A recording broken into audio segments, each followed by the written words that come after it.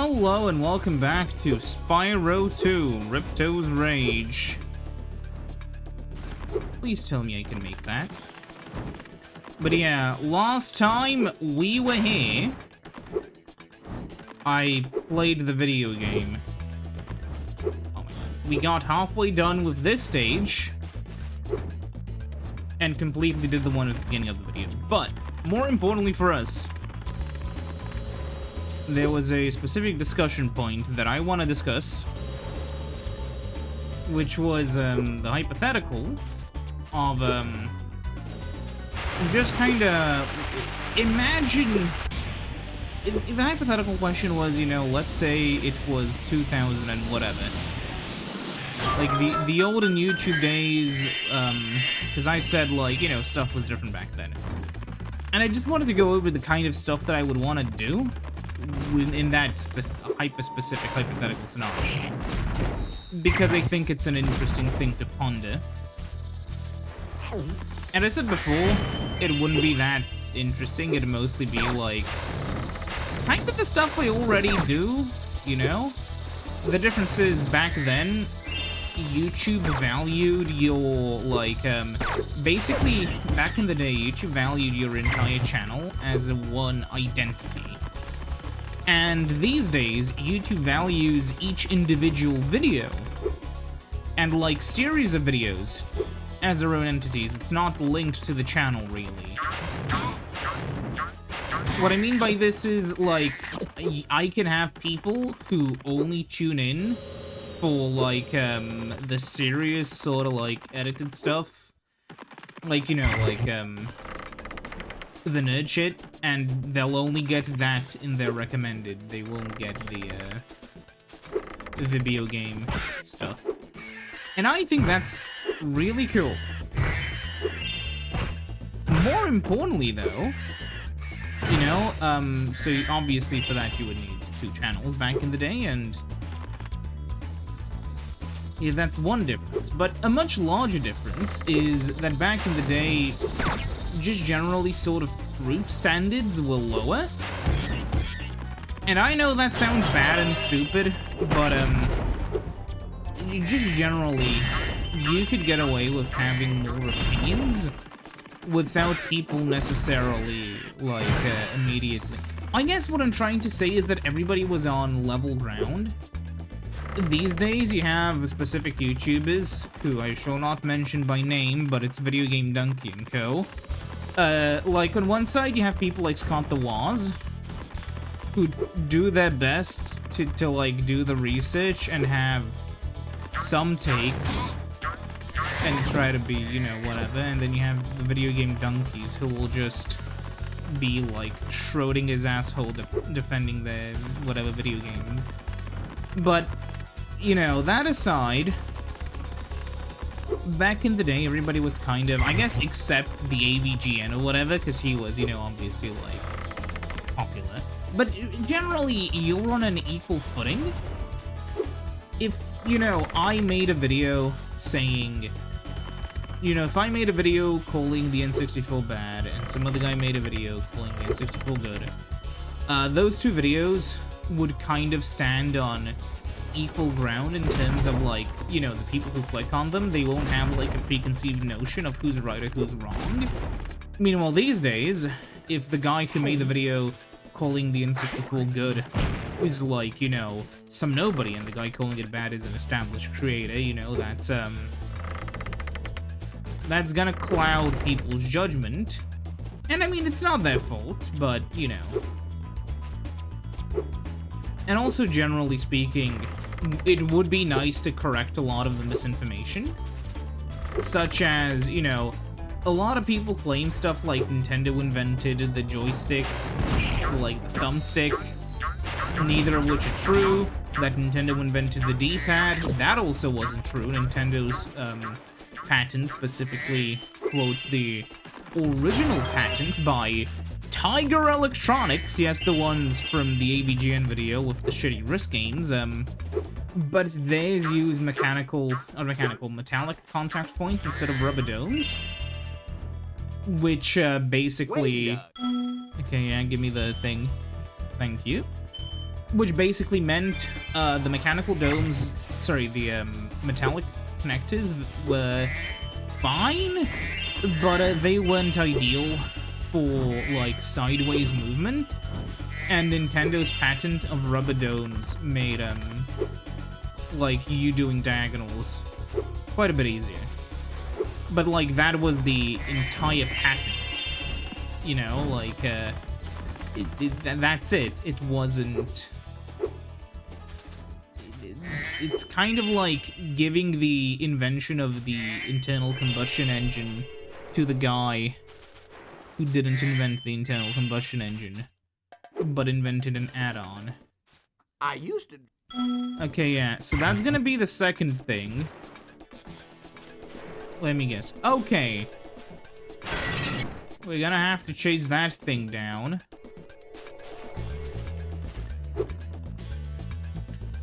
But yeah, like, generally speaking, say what you want to say about old YouTube. At the very least, it was kind of fun, and you could sort of get away with more.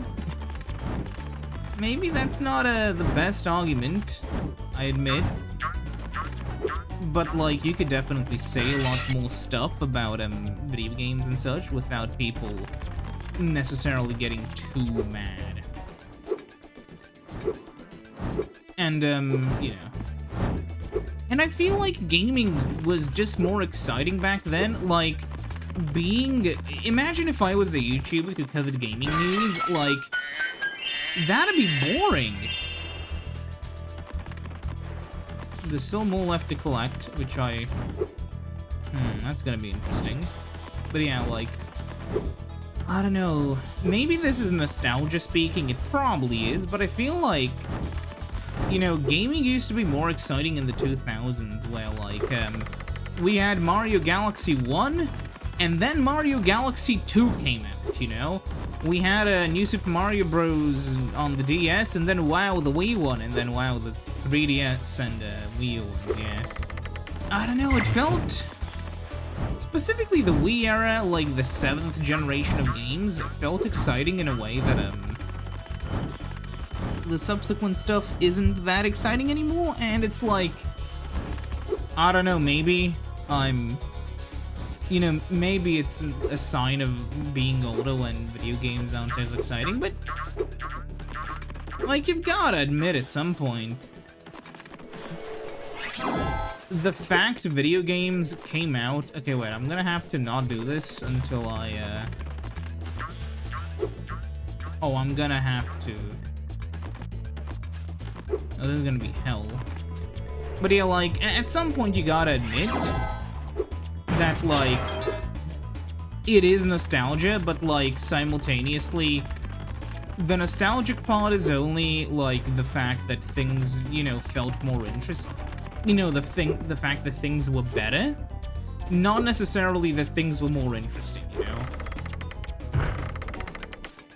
I think it's an uncontroversial opinion to say that, back when you had, like, Sony, when you had Microsoft and Nintendo pumping out exclusives, you know, pumping out, interesting games, when handhelds was something worth discussing and all that,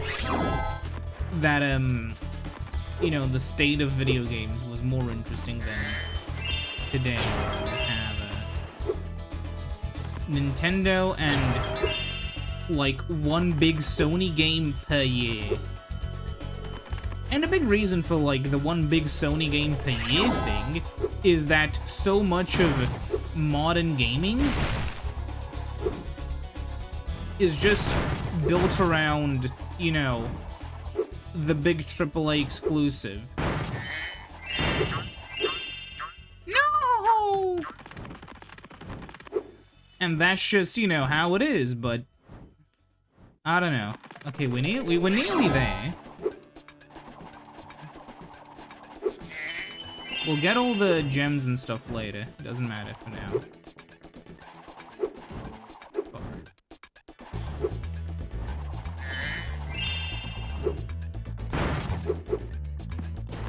Ah! I think I need to not jump there.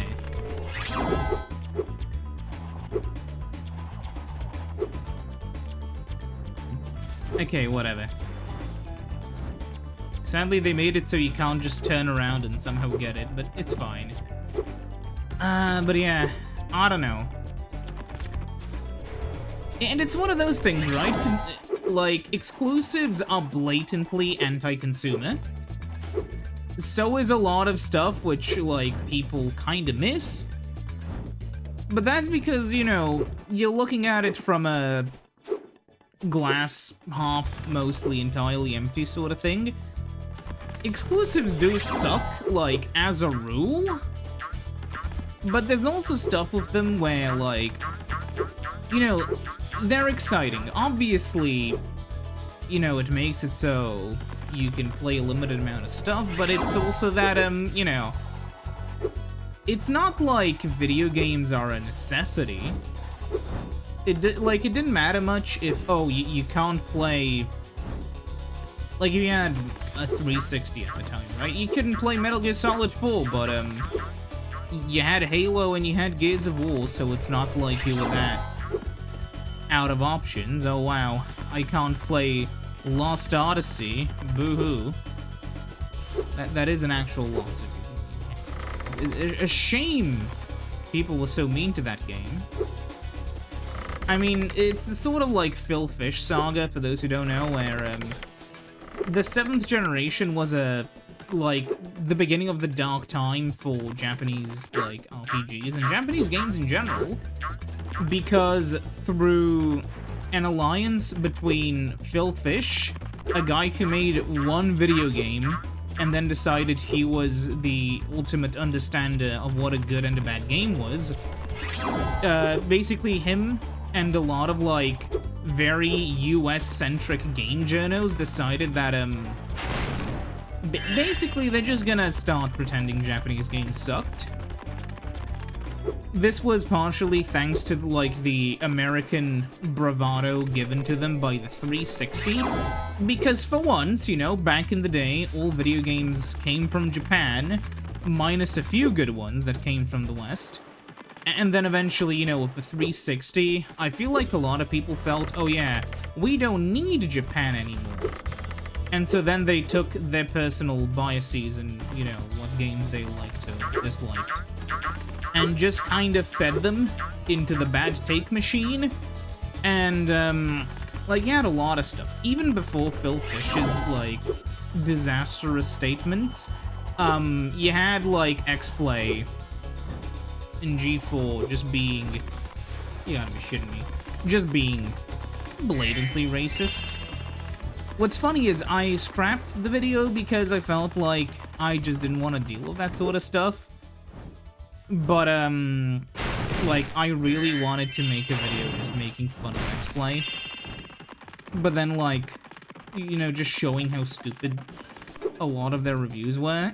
And how stupid they were in general, but I realized, a lot of those videos are gonna attract, like, a contrarian audience of people who will, either just agree with, like, the conspiracies that X-Play pushed, or they're gonna be, like, just genuinely, just generally shitty people. And I realize, you know, it's kind of like one of those things. It's why, it's, you know, it's why you run into a situation where it's like, some people like to, on YouTube, like, some people will push their politics implicitly, and some people will push them explicitly. It really depends. It's specifically because if you, like, push a lot, like, it's the sort of, I personally just call it, like, the smell effect. How do I explain, right? There are people on the internet who smell like roses, and who smell like shit. There are people who, you know, and a lot of the people who smell like shit do not like people who smell like roses for a variety of reasons.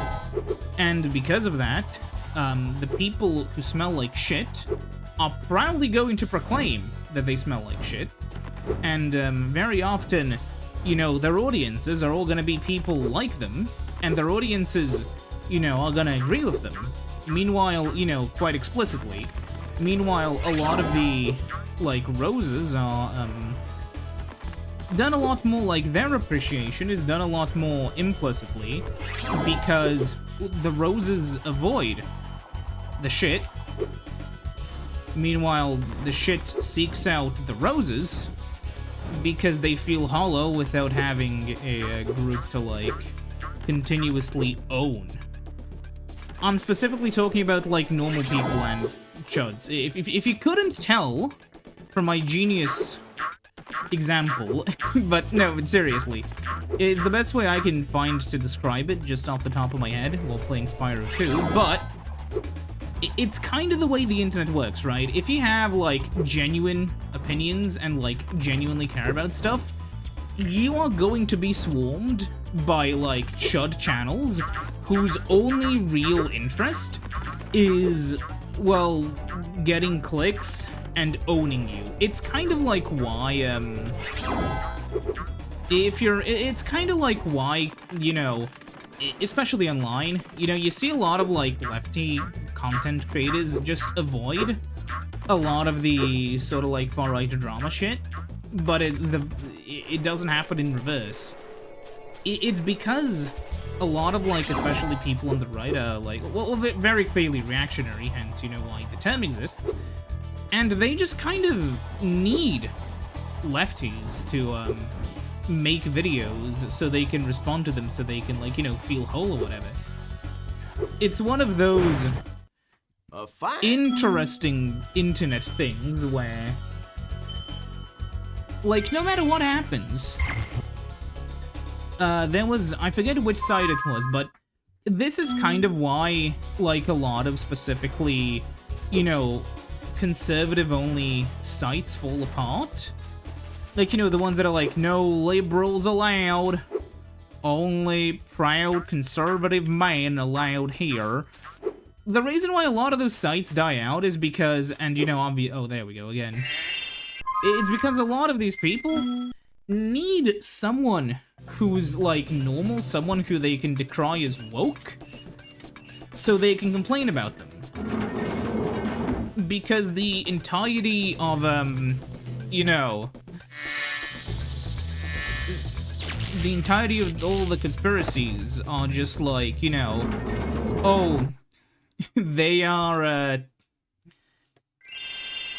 you know, like, how do I explain this in a way which doesn't make me sound insane? The right kind of just generally needs people to be mad at, while the left doesn't, because it relies on just seeing existing problems with, like, you know, society. What am I missing in Winter Tundra?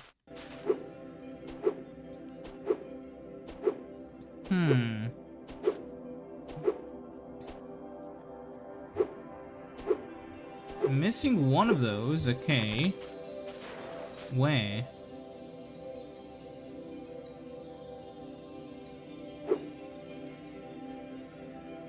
I was already here, wasn't I?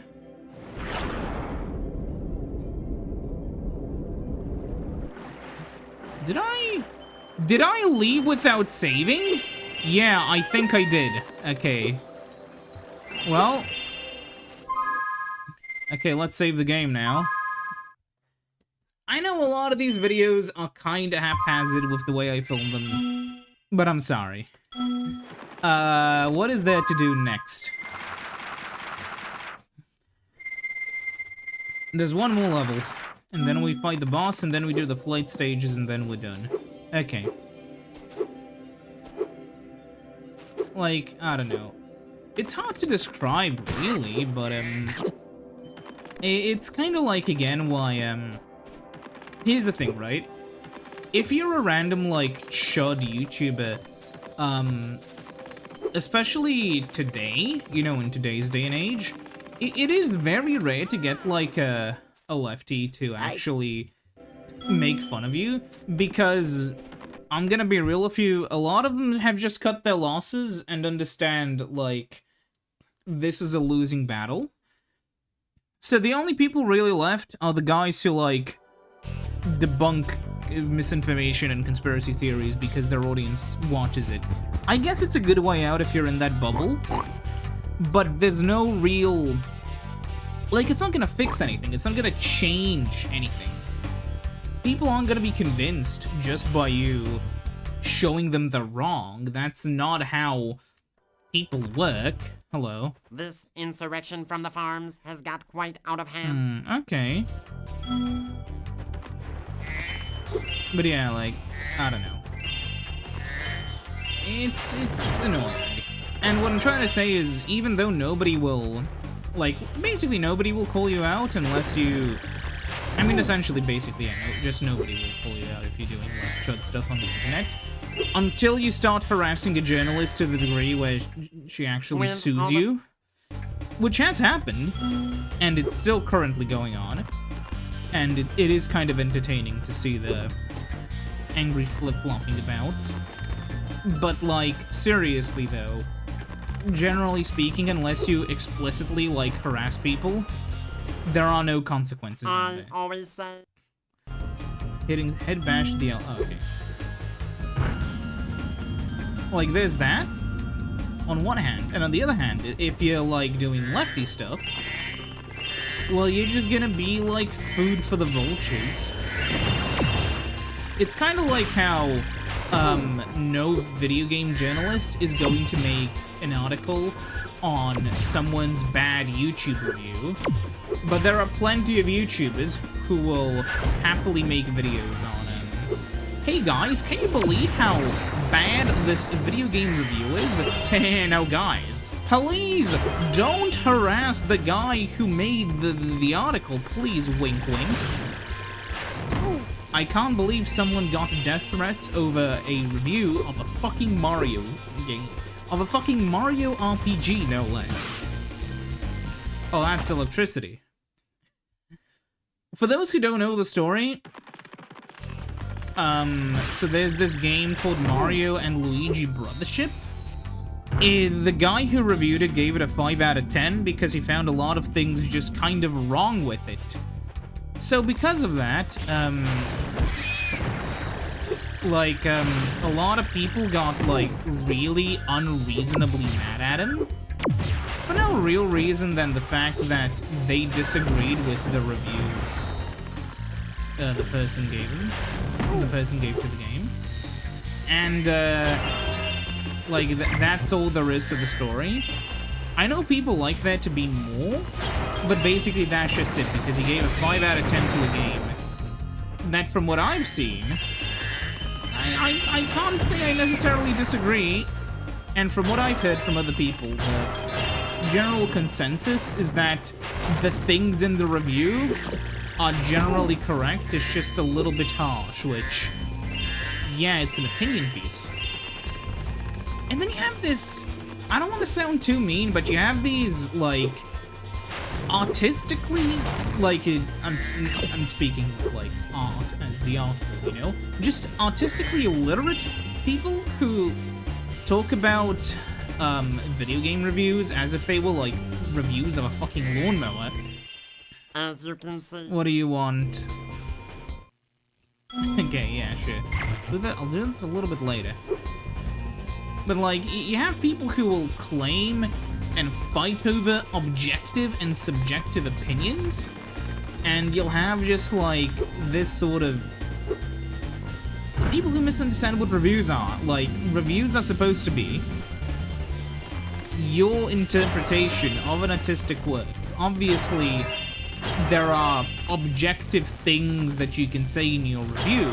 I can say Spyro is a dragon. Oh, I see how this works. I was curious what would happen if I bashed it again. Like, I can say Spyro is a dragon. That is objective. However, my interpretation of Spyro being a dragon is the subjective part. Maybe I like the fact Simon is a dragon. Maybe I don't. The point is, my personal, like, biases are going to, you know, maybe I hate dragons because one of them burned my ass when I was a kid, you know?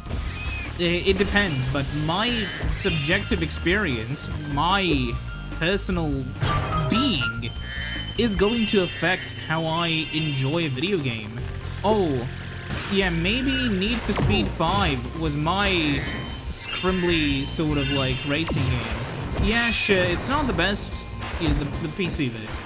You know, maybe it's not the best racing game, similarly with a lot of Hot Wheels games, but I find them fun enough, and I've enjoyed playing them.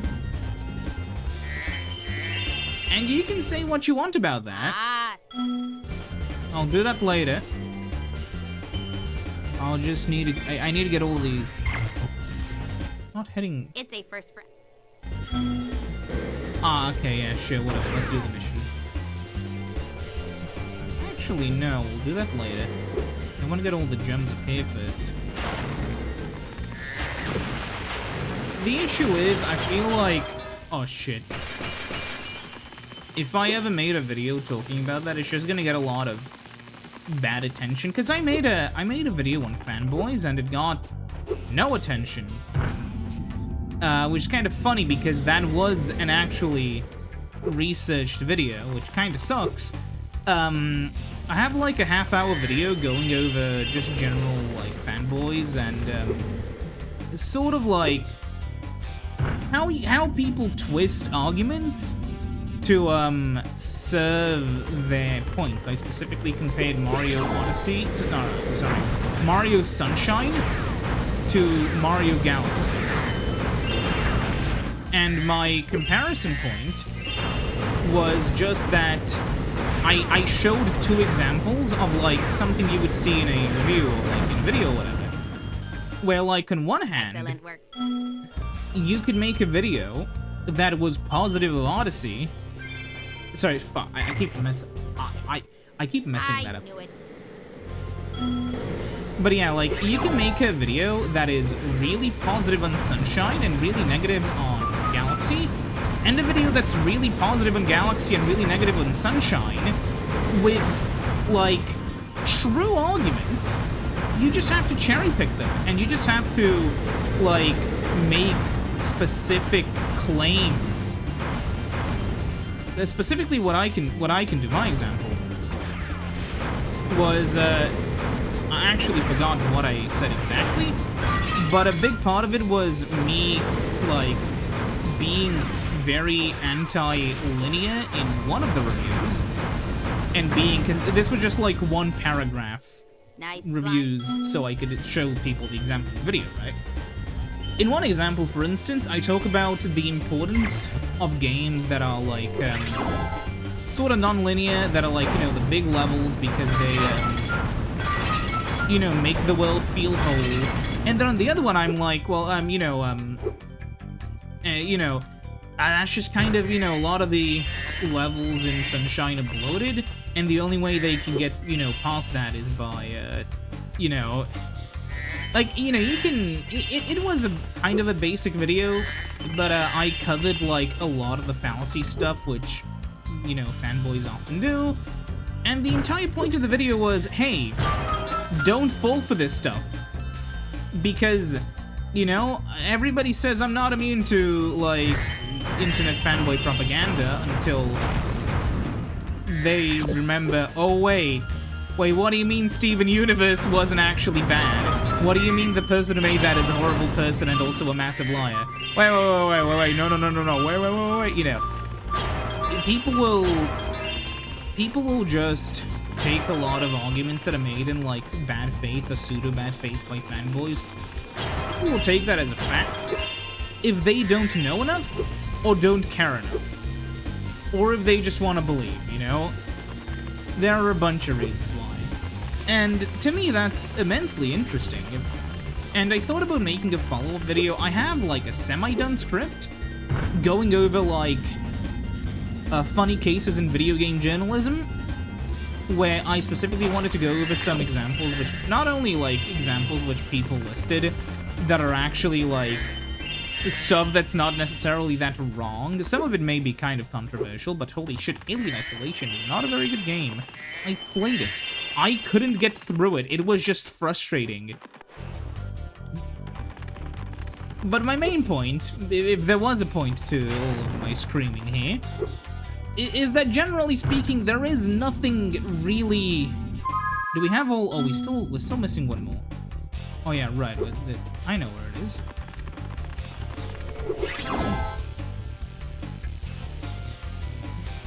Like, if there was a thing to complain about, it's specifically people who are hyper fucking negative all the time, more than anything. And I try my best not to be a super negative person, right? Though I understand, it's one of those things where, again, it's like, look, oh fuck. Like, I understand why a lot of people, especially in current year, can be negative about games. Believe it or not, the situation you find yourself in is going to seriously affect how you interact with media.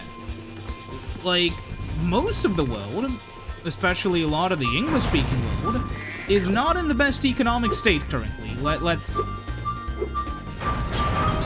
be real here. And, okay, that could have almost been bad. Okay, we just have to do this and then we're done.